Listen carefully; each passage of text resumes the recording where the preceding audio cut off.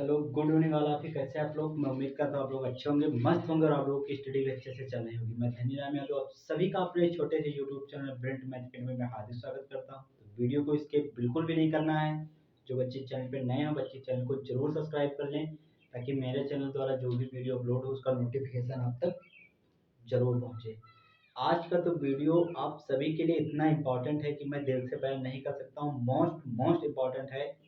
तो सारे बच्चे शुरू से लेकर लास्ट तक देखेंगे।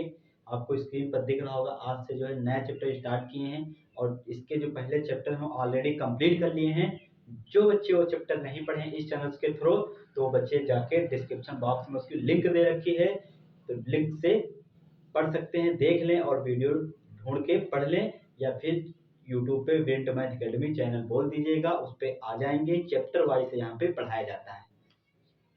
तो आज का जो हमारा टॉपिक है तो आपको दिख ही रहा होगा, मोस्ट मोस्ट इम्पॉर्टेंट है, बहुत ही हेल्पफुल होने वाला है।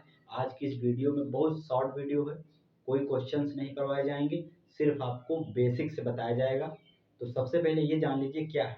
ये 12th की मैथ है आपकी एनसीईआरटी, चैप्टर नंबर है 3, आव्यूह मैट्रिक्स। उसके आज आव्यूह के प्रकार देखेंगे, आव्यूह क्या है, बस यही डिस्कस करेंगे और कुछ भी नहीं करेंगे। बहुत इंपॉर्टेंट है आपके एग्जाम के पॉइंटों से, इसलिए शुरू से लेकर लास्ट तक देखेंगे सारे बच्चे। इसमें सब बेसिक बताया जाएगा। सबसे पहले तो आव्यूह के प्रकार, आव्यूह निम्न प्रकार के होते हैं, ये तो मैंने लिख रखा है, आपको स्क्रीन पर दिख रहा होगा, लेकिन आव्यूह क्या होता है ये चीज समझिए। तो आप लोग कॉपी पेन लेके बैठ जाइए और मैं बोल रहा हूँ लिख लीजिए।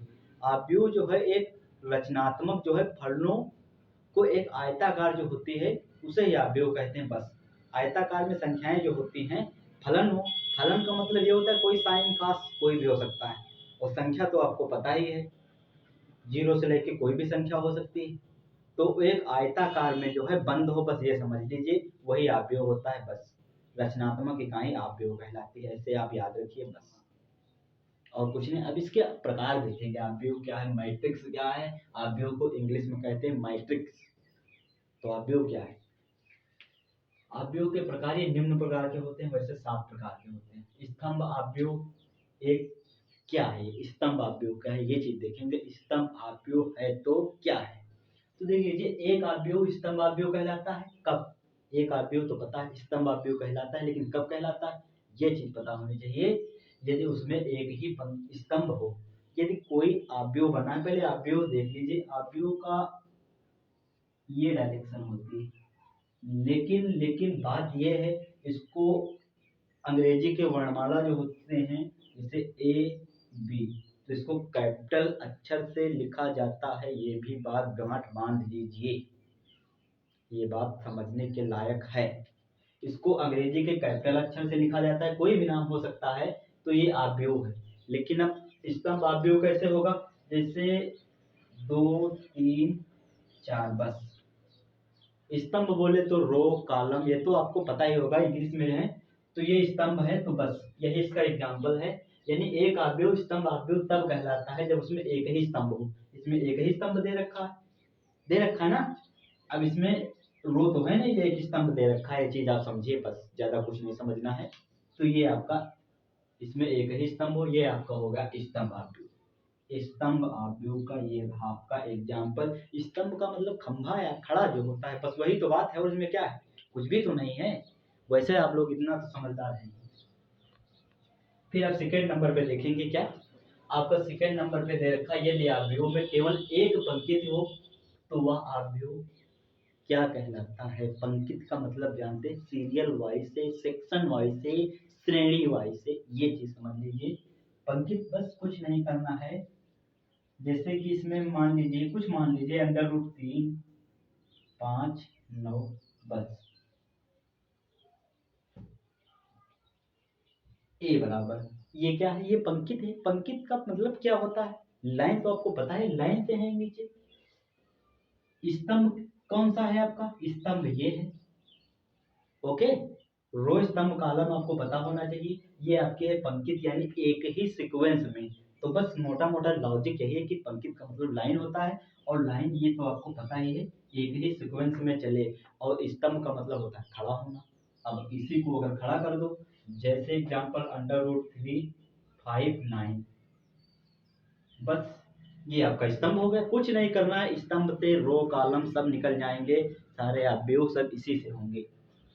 अब थर्ड नंबर पे आते हैं। थर्ड नंबर आपका क्या दे रखा है, वर्गाव्यूह। वर्गाव्यूह थोड़ा समझने के लायक है। वर्ग तो आप लोग पता ही होगा, वर्ग तो आप लोगों को कोई डाउट होना ही नहीं चाहिए, क्योंकि वर्ग तो आप सिंपल बात है, वर्ग जिसकी चारों भुजाएं क्या हो, सेम हो, यानी कि m इंटू n कोटि जो होती है वो क्या हो, बराबर हो। जैसे कि वर्ग का मतलब क्या होता है, इसकी चारों पार्टी बराबर हो, ये समझ लीजिए अपनी अवधि भाषा में। जैसे कि एग्जाम्पल 3 2 5 4 9 1 8 7 5। ओके। अब अगर देखा जाए तो इसमें कितने, इस लाइन में कितने हैं, इस लाइन में 3 पंक्तियां हैं, तो इस लाइन में 3 स्तंभ हैं। ओके, यानी ना तो पंक्तियों की संख्या कम है, ना ही उसकी स्तंभों की संख्या कम है, ना रो की संख्या कम है, ना कॉलम की संख्या कम है, सेम है, बराबर है। इसलिए यहाँ पे वर्ग अवयव नोटिस किया जाएगा। ये चीज बहुत इंपॉर्टेंट है आप लोगों के लिए। वर्ग अवयव कब होता है, वर्ग जो जिसके चारों भुजा समान हो, यानी m, जैसे एक, जैसे आप मान लीजिए इसको, ये वाली जो पंक्ति है यम मान लीजिए, और इसको मान लीजिए स्तंभ को यम, तो यम इक्वल हो यम की, ये चीज पता होनी चाहिए। बस यही होता है आपका वर्ग अवयव, और कुछ भी नहीं। इसमें नाम से ही पता चलता है वर्ग, सारे इसमें जितने अवयव के नाम दे रखे, नाम से ही हमको पता चल जाता है कि ये क्या कहता है, हमें क्या डिफिनेशन होती है, क्या एग्जाम्पल्स होते हैं, सारे नाम से ही पता होता है। तो ज्यादा टेंशन लेने की जरूरत नहीं। फिर देखेंगे, आप देखेंगे फोर्थ नंबर पे विकर्ण अवयव। एक वर्ग अवयव विकर्ण अवयव कहलाता है। अभी मैंने आपको वर्ग अवयव बताया था, वही विकर्ण अवयव कहलाता है। लेकिन एक रीजन है, यदि विकर्ण अवयव के अलावा अन्य संख्याएं शून्य, एक अवयव विकर्ण अवयव कहलाता है यदि विकर्ण के अलावा अन्य संख्याएं क्या हो, शून्य। विकर्ण, जैसे विकर्ण का मतलब क्या होता है, जैसे 3 2 5 6 7 1 9 8 2, ये जैसे है। अब इसमें इस केस में विकर्ण क्या नोटिस किया जाएगा, ये चीज भी आपको पता होनी चाहिए। तो इस केस में जो है आपका विकर्ण जो नोटिस किया जाएगा वो ए नोटिस किया जाएगा, ये वाला।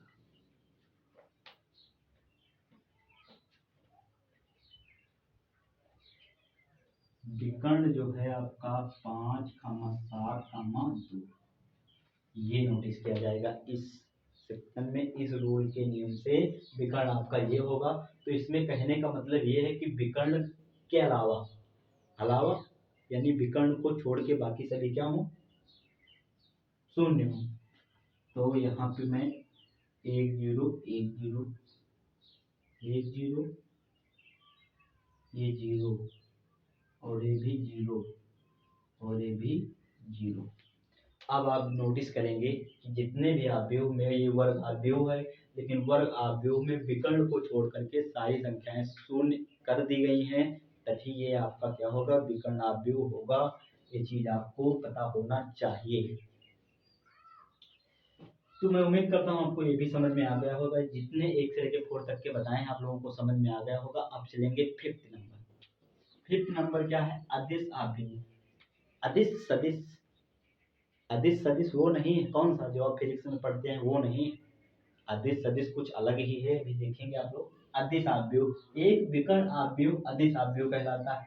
अब बात वही फिर आ गई विकर्ण की। अभी तक वर्ग पढ़े थे, तो वर्ग जो था विकर्ण में आ गया था, लेकिन अब विकर्ण की बात आ गई। एक विकर्ण अवयव अदिश अवयव कहलाता है कब, यदि विकर्ण के अलावा समान है, यदि विकर्ण के अवयव जो हैं वो समान है।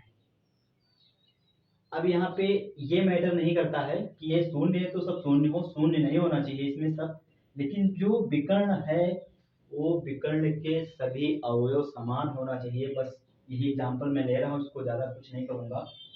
चलो इसको रफली कर देता हूँ, थोड़ा अलग बताता हूँ, आपका अलग का एग्जाम्पल्स अभी आपके दिमाग में बैठ जाएगा। जैसे कि मान लीजिए 5 3 2 1 9 7 6 5 3। लेकिन अब देखा जाए तो ये तो भैया वर्ग अवयव बन गया, ये अदिश अवयव कहाँ।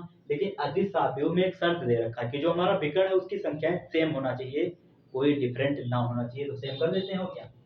यहाँ पे 9 था, यहाँ पे नोटिस करेंगे आप 5, यहाँ पे 3 था, यहाँ पे भी नोटिस करेंगे 5। अब अगर आप थोड़ा सा अपने आप में ऑब्जर्व करें तो जो इसके विकर्ण दे रखे हैं, विकर्ण सेम दे रखे हैं, सेम है, कोई डिफरेंट नहीं है।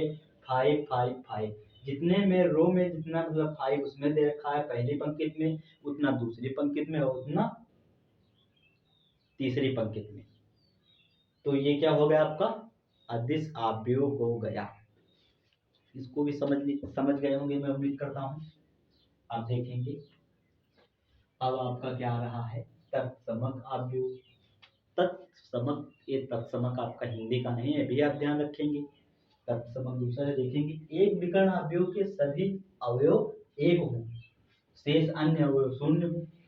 एक जो विकर्ण अवयव है, विकर्ण अवयव मैंने फिर से एक बार बनाएंगे भी, जैसे ये दे रखा 0 1 0।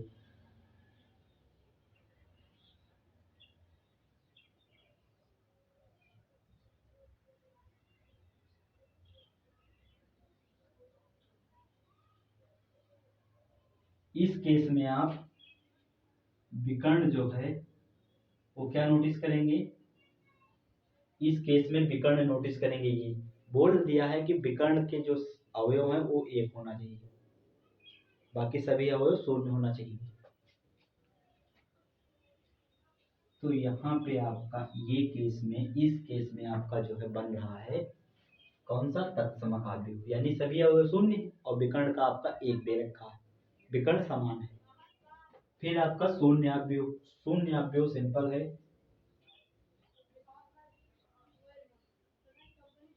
ये शून्य अवयव। तो मैं उम्मीद करता हूँ आपको इतना जरूर समझ में आया होगा, इसमें आपको कोई भी डाउट नहीं होगा। ये सारे अवयव के प्रकार हैं, इस वीडियो में सिर्फ अवयव ही डिस्कस करेंगे, जितने उनके भाग होते हैं। एक्चुअल में जब हमको लॉजिक पता होता है तब कोई कठिनाई नहीं होती, जब तक लॉजिक नहीं पता होता है। अब ये सब अगर पता हो गए तो इनके थ्रू आप देखते ही पता चल जाएगा ये विकर्ण है, ये वर्ग है, जो भी होगा सब पता चल जाएगा कि कौन सा अवयव है। तो मैटर ये नहीं करता है कि डायरेक्ट सवाल करें, मैटर ये करता है कि हम पहले कुछ लॉजिक समझें। इसलिए मैंने चैप्टर शुरुआत करने से पहले एक वीडियो सिर्फ इसके बेसिक्स पे, लॉजिक पे दिया था। अब अगली वीडियो जो आएगी वो आपकी 3.1 के एग्जाम्पल्स कवर करेंगे। अगर टाइम बचेगा तो उसमें आपके प्रश्नावली के सवाल भी कवर किए जाएंगे। तो मैं उम्मीद करता हूँ आप लोगों को ये समझ में जरूर आया होगा। और इसको जो नोटिस करते हैं, इसको नोटिस करते हैं जो, तो अंग्रेजी वर्णमाला की कैपिटल अक्षर से नोटिस करते हैं, ये भी आपको पता होनी चाहिए, फर्स्ट में ही मैंने बताया था। और ये आपका जो है ये वाला क्या है, जो ऐसे पड़ी है ये चीज समझिए, जो पड़ी है वो क्या है अंकित है, और जो खड़ी है वो क्या है स्तंभ है।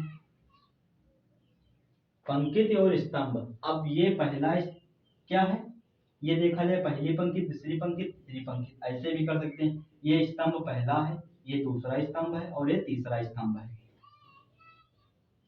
ये पहली पंक्ति है, ये दूसरी पंक्ति है और ये तीसरी पंक्ति है। समझ में आ गया। तो मैं उम्मीद करता हूँ आपको समझ में आ गया होगा। पंक्ति, रो, कॉलम जो है सब एक ही है, कोई इसमें डिफरेंट नहीं है, इंग्लिश में है हिंदी में है बस। तो मैं उम्मीद करता हूँ आप लोगों को वीडियो समझ पसंद आया होगा। अगर वीडियो पसंद आया है तो कमेंट करके तो सबसे पहले आप लोग जरूर बताएंगे कि वीडियो कैसा लगा, तभी हमको पता चलेगा कि हमारे वीडियो में कोई क्लियरिटी है।